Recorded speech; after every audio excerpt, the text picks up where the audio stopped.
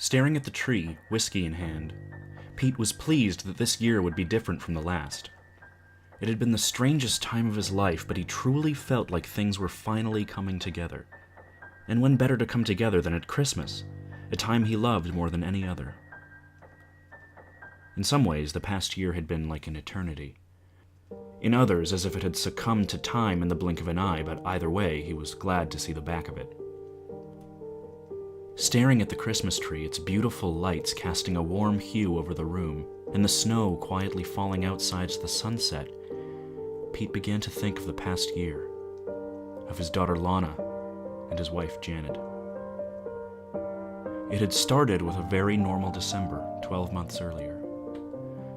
The small town in which they lived was covered in a thick layer of snow, the residents spending most of their days clearing driveways, and Pete's wife going off for one of her usual wanders. She had been gone for a couple of hours, but while Janet was utterly devoted to her family, she still needed moments to herself, to clear her head, to diminish the stress that comes with a loving yet disorganized husband and a little girl who was kind, but whom enjoyed trying her parents' patience as much as possible. When the tensions of a domestic life clouded her feelings or began to weigh on her spirits, Janet would wander out of the back door into the fields and woodlands which characterized the entire area and trek for a little while through the pines which dotted the landscape. It, therefore, wasn't unusual for her to be gone for fairly long periods, especially since it was around that time of year when she would take it upon herself to choose the Christmas tree. No matter how much Pete or Lana asked to help out, this was Janet's job. She loved the tradition of it, the process of choosing the best possible tree, cutting it down, and then seeing the bright smiles on her family's faces as they would gleefully take the tree indoors and decorate it with sparkling glitter garlands, warm glowing lights, and an array of festive baubles. It was a small highland town where they lived, far away from any major city, but Janet and the rest of her family loved their home. The simplicity of it, the feeling of being an integral part of a close-knit community, and of course the beautiful surroundings, lush during the Scottish summer and cold, crisp, stark, but yet awe-inspiring in the winter. Most importantly, she loved the pine woods nearby, specifically a collection of trees which sat at the top of a small hill within walking distance from the house, perfect for picking a Christmas tree. She would return there each year, and while their numbers thinned due to a few other neighbors going there for the exact same purpose, there were enough trees to last a good many years. When she had been gone for 3 hours, Pete began to grow nervous. As this was longer than usual, and since it was getting dark, he took it upon himself to venture outside, telling Lana to lock the doors after him, and that he would not be long. Lana laughed when he told her that he expected that Mummy was struggling through the snow with a huge tree, bigger than any other they had ever had. Pete loved to see the excitement in his daughter's face at this time of year, and he told her to watch from her bedroom window to see what they would bring back. With this, she excitedly ran up the stairs, straight to her window before he had to call her back down to lock the door. Gazing at the beautiful tree, he could remember that night like it was yesterday. The snow was crisp on the ground and crunched under his feet as it began to freeze. Small flakes fell from the sky occasionally, but Janet's footprints remained uncovered. Even without them, Pete knew where they were heading. The hill where Janet returned each year was only a 40-minute hike away. She would pick a pine tree from there. In fact, sometimes she picked 2. One around 6 foot, the other a young tree about half the size if they could find one suitable. It was difficult at times to find smaller trees as they seemed to be rare in that area. Everyone in the town seemed to like the idea of having a small tree in their children's bedrooms, so people would climb up there with an axe and take what they wanted, so there weren't as many at hand. Lana at one time had thought it was sad to cut down and kill the trees just for people to look at, but Pete explained to her about tradition and that he was sure more would grow back.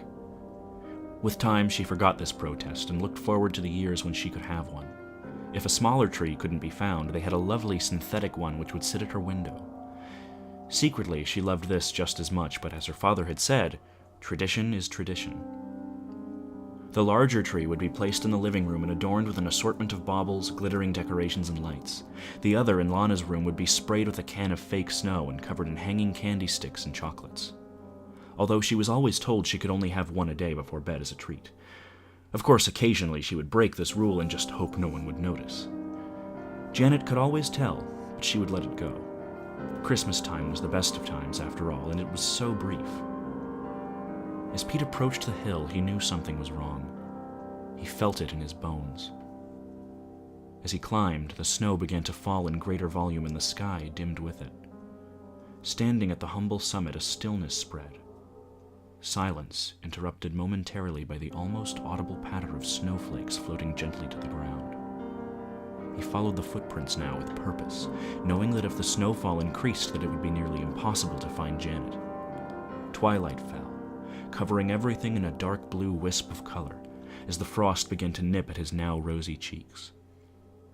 The footprints bobbed and weaved their way through the huge pines, finally stopping next to a wonderfully thick and vibrant tree, one which was perfectly suited for their purposes. The perfect size, almost 7 foot tall, a deep, life-filled green, and a thick abundance of branches and pines which made it almost impossible to visually penetrate its cover in such a light. But yet Janet was nowhere to be seen, and as far as Pete could tell, there were no other tracks in the snow leading away in any direction. She had most certainly been here, but where had she gone? This was both puzzling and worrying. It seemed impossible, but there they were, Janet's last 2 footprints engraved in the ground, but the snow all around, virgin, undisturbed, and lacking all signs of life. It was as if she had just vanished into the night. Looking at the base of the tree, Pete ran his fingers over a deep gash in its trunk. There was no doubt about it, Janet had taken a few swipes at it with her axe. Then, for some unknown reason, she had left, or perhaps moved on to a tree that she felt was more suitable. Surely not, though. This tree was perfect. That must have been it, though. She must have moved on.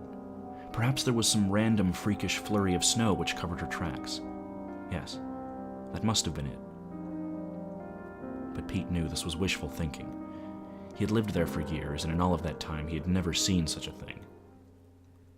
Then he saw it.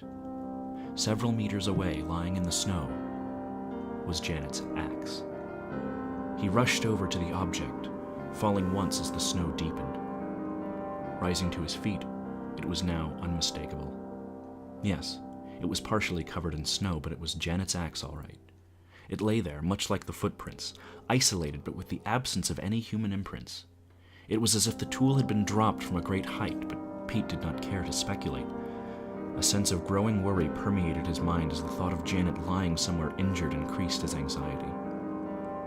Shouting his wife's name repeatedly drew no reply as darkness now began to creep ever closer. If she was hurt, he would have to raise the alarm and get the town out looking for her, along with mountain rescue. She wouldn't survive long in the snow and that biting cold. At this thought, the panic grew. Worry, fear, hurt that can only be felt through love. With torch in hand, he continued in the direction the axe had taken him. As he entered a thick den of pine trees, he noticed the broken branches littered on the ground as if something had rushed past, tearing them apart and breaking them off on impact. Maybe Janet ran through here.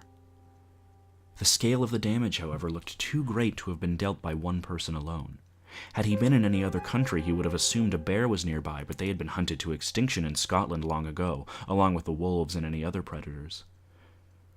For a moment, his torch reflected off of something scuttling under a bush, but it looked more like an insect than anything else, and again far too small to cause such devastation. Pete fixed his scarf, trying to cover his face as the frost bit deeper, but just as he did so, something caught his eye. Something on the ground. Shining his torch on what he had first thought to be a dead animal was the crumpled body of Janet, lying still on the ground. A heart attack, they said. A heart attack. But Pete had seen her face. He had looked upon those eyes, once so filled with kindness, transfixed in a frozen stare. Cold, glassy, black with fear. Her hands were clenched in front of her, and the pathologist told him that this was perfectly normal for one suffering such a massive heart attack in such low temperatures, as was the contorted look on her face. Although at the mention of this, Pete saw a flicker in the pathologist's eyes which gave away that he was as puzzled by that look as anyone. A look Pete would never forget. Darling Janet. Love of his life. Mother of his children. Dying alone in the cold, with lips pulled back over teeth in agony, frozen into an inhuman sneer. The whole ordeal had devastated him. If it hadn't been for their daughter Lana, for the necessity of her needs to be met before his own, Pete would have found it nearly impossible to have gotten through it. The past 12 months had been cluttered with reminders of an aching loss. As with any bereavement, the first time of doing something once shared without that person made the pain more acute.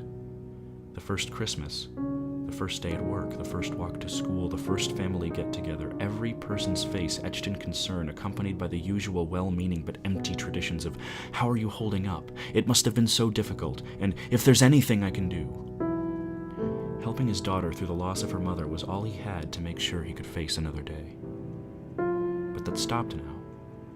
They had been through the horror, through the denial, through the silent meals, through the lonely cries of despair at night, through the birthdays empty and somber. They had been through it all. All these firsts were over. It had been over 12 months since Janet's death, and Pete felt almost exhilarated by this. He still missed her every day. The pain would never truly leave him, but the feeling of accomplishment, of strength, something which he thought had deserted him, that he had endured, filled him for the first time with thoughts of the future, thoughts that life does indeed go on even when our dearest have gone before us. And what of his beautiful daughter, dear, kind Lana? He may have felt compelled to bring her through the past year, but her empathy and strength had left him in awe, characteristics which someone so young had no right to possess, but which were thankfully present nonetheless. When she had cried, he had been there, and on more than one occasion when he lay sobbing, staring at that empty void of space in his double bed at night, Lana would waken and climb in beside him, and they would both cry together until they fell asleep. She was his rock, and by God, she was going to have the best Christmas she'd ever had. Pete had made a number of arrangements. He had spent a fortune on every gift imaginable. He had filled the house with every food and treat that she enjoyed, and both Janet's parents and his own were flying in for Christmas dinner to be with their brave, sweet little granddaughter. He'd also organized for Lana's friends to have a sleepover on Boxing Day, which she had pleaded for, but Pete always knew he would give in eventually. She never asked for much, but this year, this Christmas, she would have more than she could imagine. The house was perfect, but there was one thing left to do. One thing that Pete had dreamt of since the night he found Janet's body. She had chosen that tree. It was going to be sitting in their living room adorned with all manner of decorations. That was its purpose, its very reason for being. Janet never finished cutting the damned thing down. It was in many ways her dying act, and Pete was going to make sure that it was fulfilled. On the anniversary of her death, he wandered through the snow, winding his way through the pines until he stood at the foot of that ominous little hill. The sun shone brightly, and it wasn't as cold as it had been the night Janet died, but each footstep was accompanied by a sickness in the pit of Pete's stomach. Each stride a morbid reminder of the previous year and that terrible heartbreak in the snow. Marching to its peak, he first walked to and observed the scene of Janet's untimely death. Standing there where her body had laid, Pete wiped the tears from his eyes and placed a small Santa figurine on the ground, burying it in the snow. It had always been hung from the branches of each yearly tree and was her favorite decoration. It seemed only right that it be with her. After another few minutes of trudging, there it was.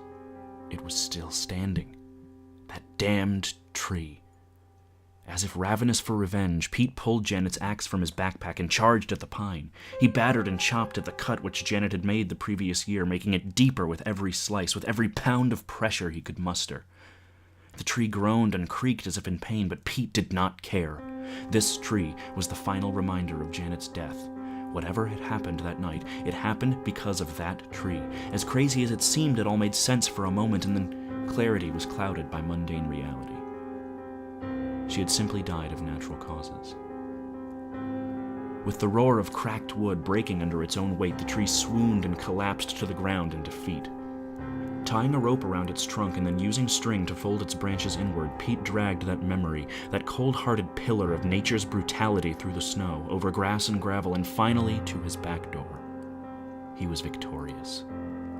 With little thought for carpet or furniture, he dragged it up the stairs into the house and placed it in front of the window in the living room, wedging it upright into an old wooden stump they had used as a stand every year.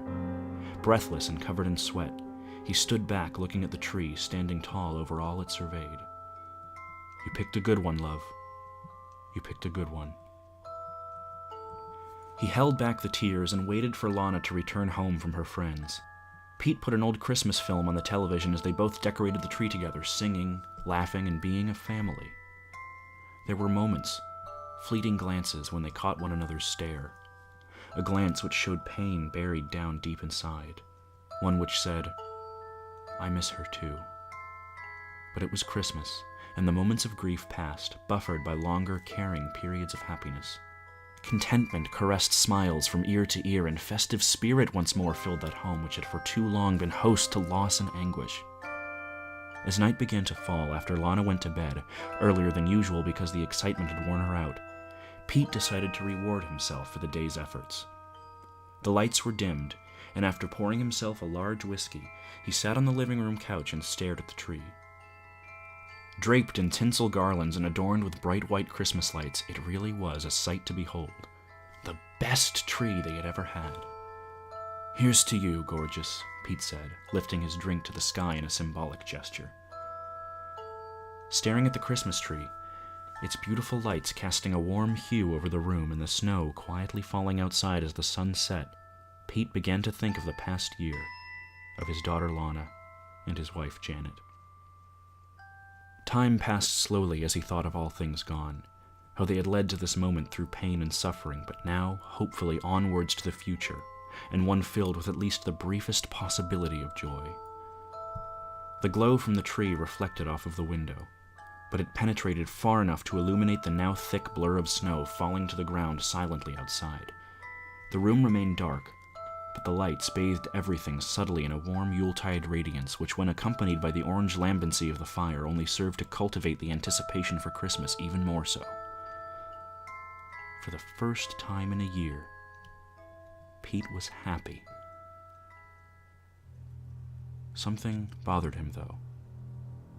There was a slight apprehension or annoyance at the back of his mind, something which was spoiling the display. Sipping at his whiskey, casting a glance at the entire room, he finally saw what the problem was. 2 of the Christmas lights were occasionally flickering. Not constantly, but often enough to be noticeable and, more importantly, aggravating. Downing the rest of his drink, Pete rose to his feet, now feeling the aches in his muscles from the effort exerted while dragging that thing all the way home from the hill. Walking over to the tree, the lights were indeed flickering, but there was something unusual about them. They seemed deeper than the rest, as if coming from around the trunk rather than resting on the branches. Again, Pete was struck by how dark the interior of the tree was, that even in the presence of many lights placed upon it, he could not peer or adequately see between the branches. Even the 2 lights which sat deeper behind the pines did not seem to illuminate their surroundings in any way. The empty glass slipped from his fingers, smashing on the floor. The lights were fine. They were not flickering at all. But the occasional blinking of 2 eyes amongst the branches had been enough to catch his attention. He froze to the spot, and it was as if the room grew somehow darker. Something stirred between the pines, between the knotted wood and the scratched, porous surface. Something lived there. A feeling of utter paralysis now took hold, his feet firmly glued to the ground as the 2 eyes slowly pushed forward. Creaking and cracking, a face revealed itself from between the pine-covered branches as if seeping out from its innermost visceral point. Mold-covered, ancient, its features twisted in rage.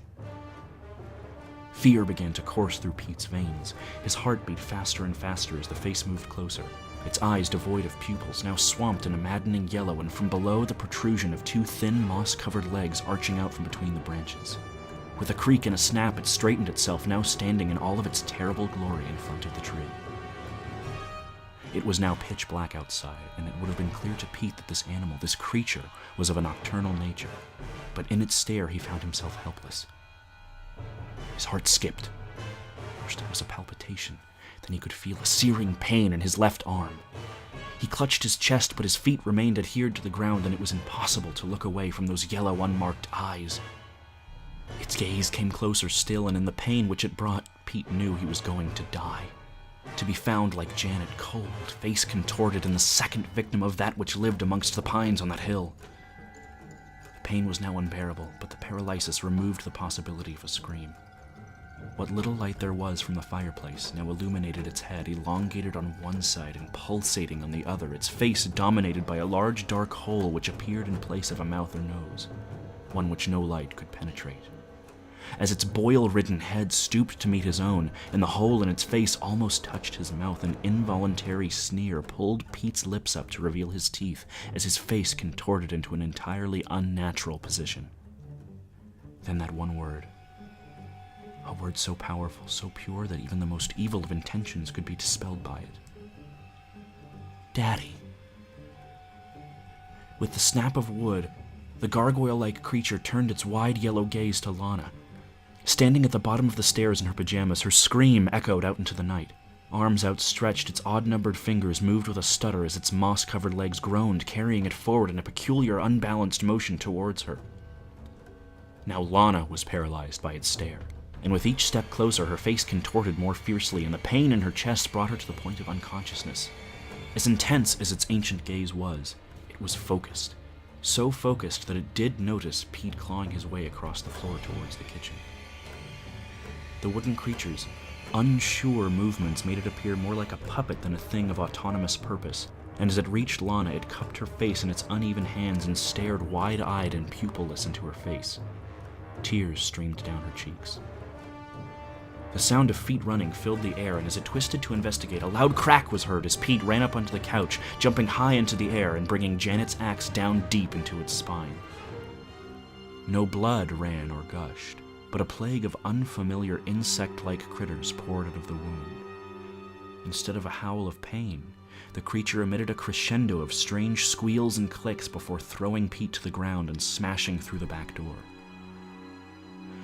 Lana's father gave chase, but it was impossible as the wooden creation moved at an unimaginable pace, gliding on the ground with each stride, leaving no footprints in the snow.